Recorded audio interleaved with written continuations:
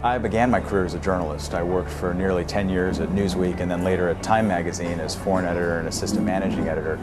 Those were positions that allowed me to travel the world and see what was happening. When I later left journalism because I wanted to participate in the world and not simply observe it, I did that mostly from China, a place that was changing faster than any place in human history has ever changed.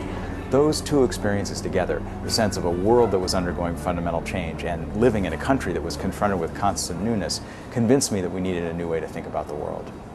The reason we're living in the age of the unthinkable is we are constantly surprised by newness. Things that were unimaginable 5 years ago suddenly appear all around us. And the pace of change is unbelievable. Things that were unimaginable 12 months ago, like the collapse of the U.S. financial system, today appear all around us and we can neither explain nor manage them. And that's the second piece of the puzzle.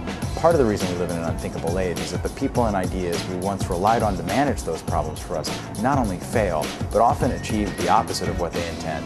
A war on terrorism produces more dangerous terrorists. An attempt to stop a financial crisis instead accelerates its arrival.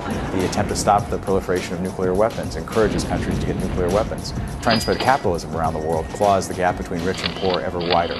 What's unthinkable about our era is that we're trying to manage constant newness with ideas that are ceaselessly failing. I think it's easy to look around the world today and see the challenges we face and be frankly terrified by our inability to confront them. Having an unstable future doesn't just mean that we have a terrifying future, it also means there's a possibility for spectacular invention and innovation. And that the real lesson of the age of the unthinkable is that unlike in the past, where individuals were simply victims of history, we now live in an age where it's possible to do something really unthinkable, to allow average individuals to have a meaningful impact on history.